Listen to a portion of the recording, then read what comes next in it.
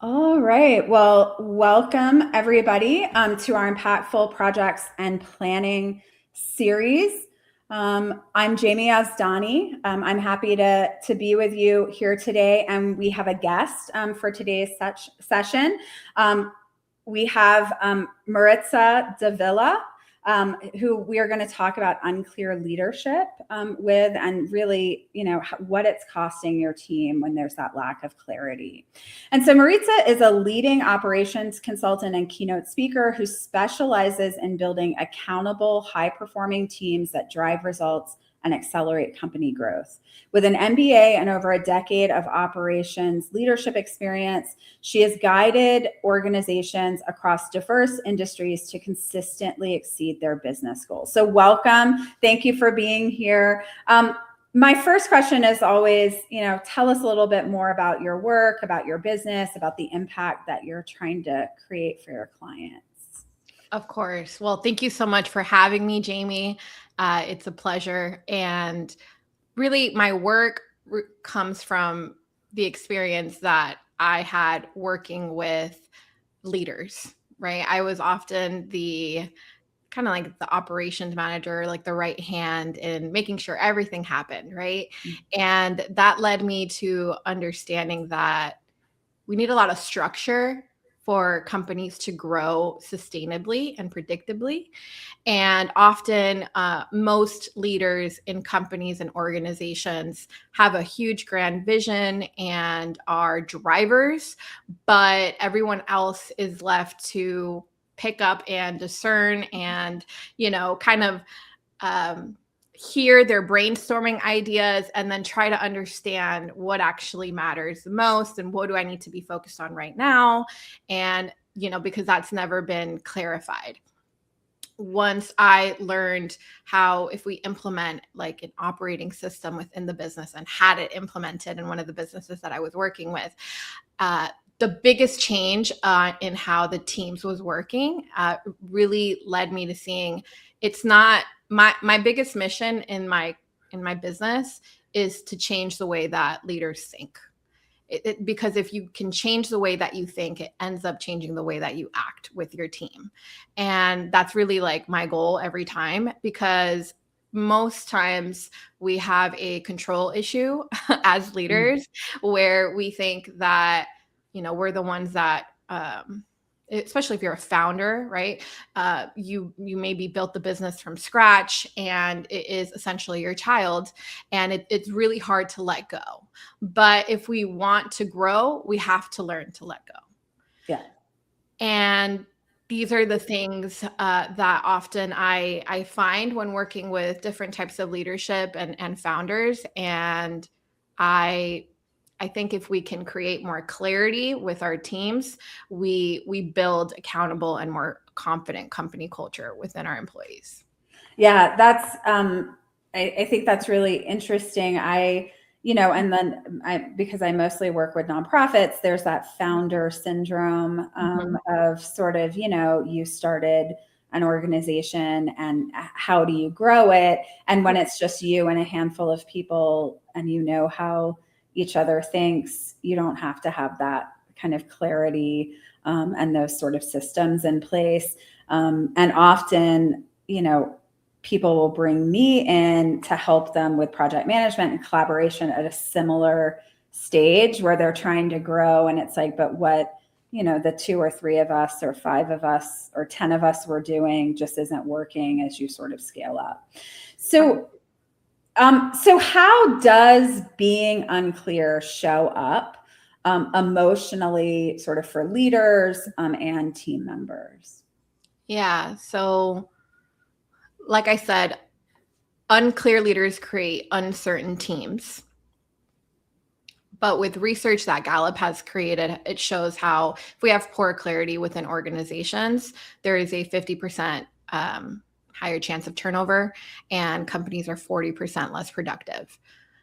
Often it's because the founder has not clarified what matters most. In your role, what is the company goal that we are looking to attain this year or this quarter? Like, what should be my focus for this month or this quarter? And how does that reflect in my weekly activities as an employee, right? Or as a department leader, whatever the case may be. If that's never clarified, if we don't know emotionally like what we should be doing, then we feel uncertain a lot of times.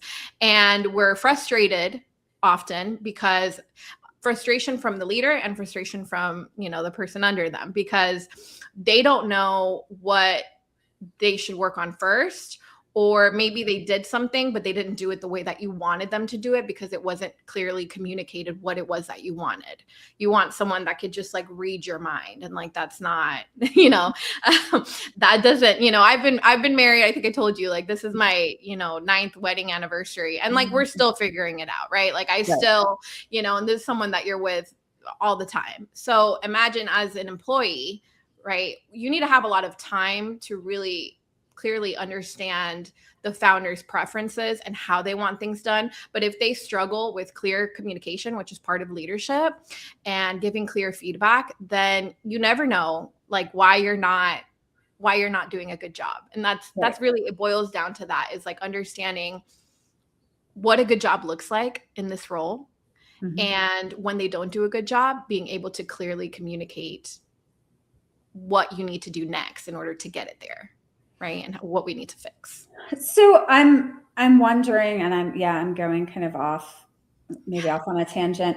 I'm wondering why you think leaders feel like they don't have to be clear, or why they're sort of, not recognizing the importance of it. I think there's a maturity to leadership, right? So when you become a business owner for the first time, a lot of times I've seen that when you have smaller businesses, they think that their employees should just know.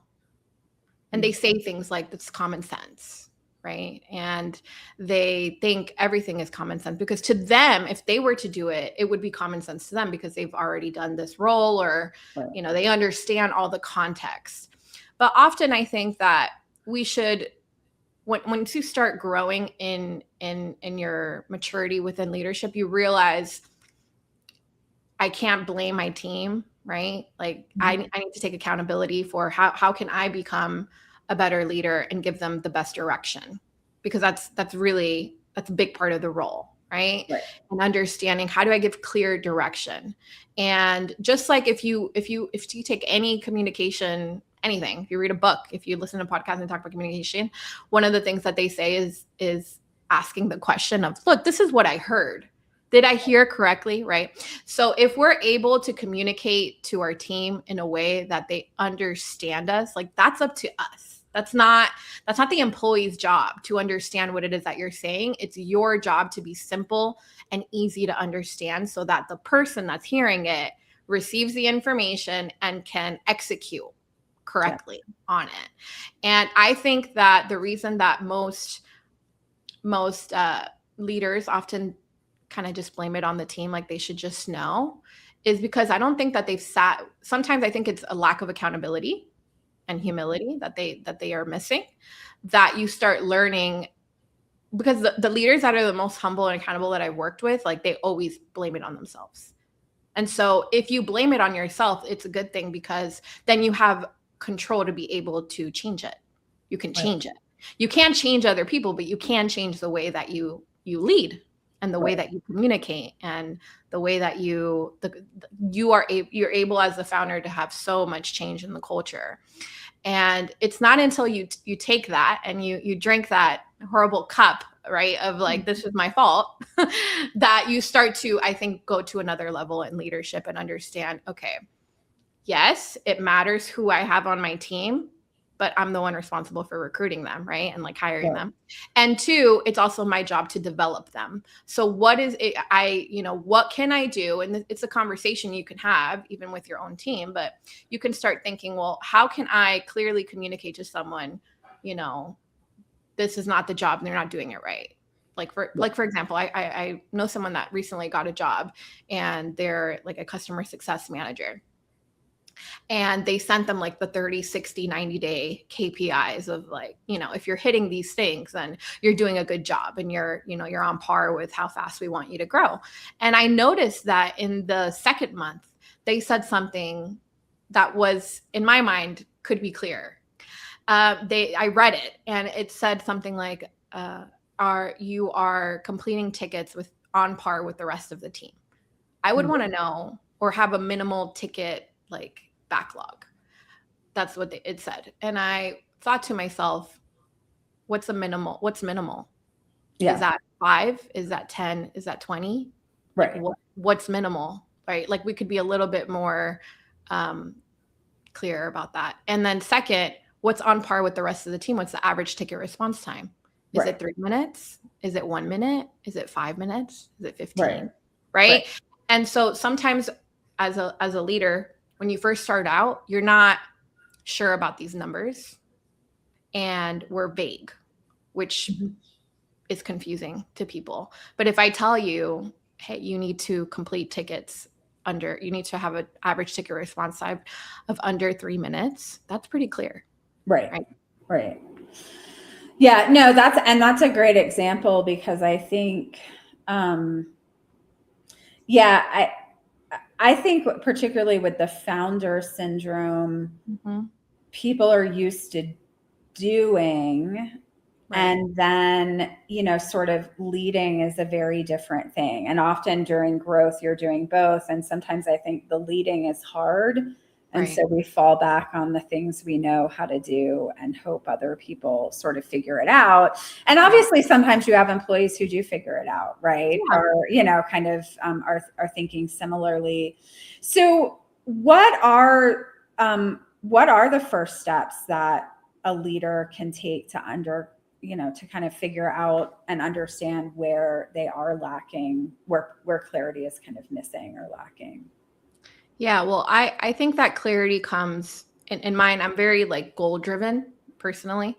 And I think that when we know where we're going, like, because goals gives us direction. So the first steps I would do, or I would tell a founder to giving clear direction is what's the company goal and how can we communicate that in a way that's easy to understand?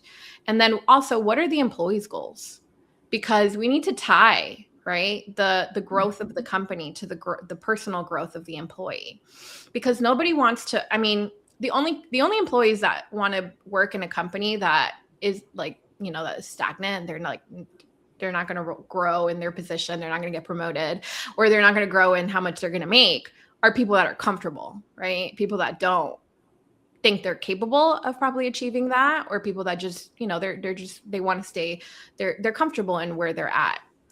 And, personally, I'm not that way. So I think most companies want to grow. Most people want to be promoted, want to make more money, and, or want more flexibility, right? Like it's not always one thing or another. So it's understanding, okay, well, where does the company want to go? So I would clarify that as the owner, whether that, that could be a very specific number. So for example, I had a client, it was an insurance agency, and they were really good at saying like, we want monthly to hit this amount for, commercial insurance, home and auto, and, all this stuff. But I was like, how can we make this even simpler to understand? Right. Because it's like, now I have to remember like all these different numbers. Like, if it's like more than.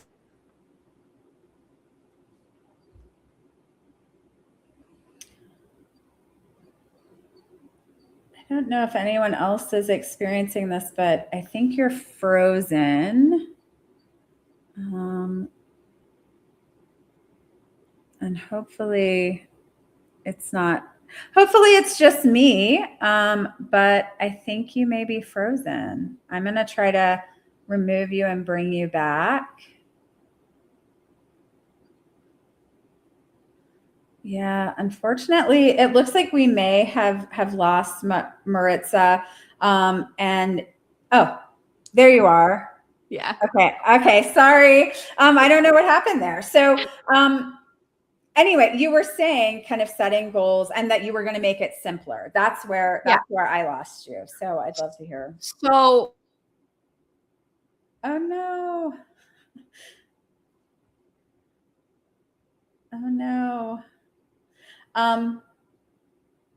I feel like this is an answer we just aren't maybe meant to get. So let me try again.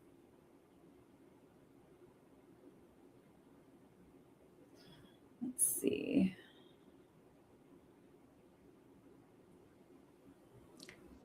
Yeah, we lost you again.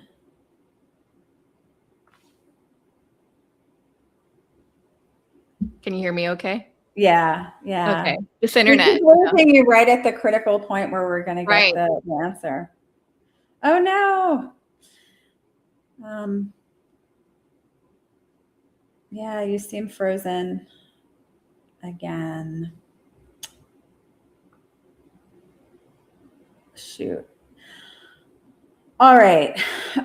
Well, I'm hoping that what we can do is have Maritza give us the answer maybe in a comment, or we can sort of try to record an answer, because I'd love to hear how that was made more simple. Sorry. Yeah. I don't know. I'm going to try to get this out. Basically what I said was, instead of saying how many home, auto, commercial, client, all these things, how many we want to get, why don't we clarify and say how much we want an additional premium? And to this day, I remember they want to do $2 million in additional premium. So this was a while ago, and I still remember the goal, right? So if I can remember it, the people under them can remember. And that way they understand, okay, well, how do we split this up into weekly? Right.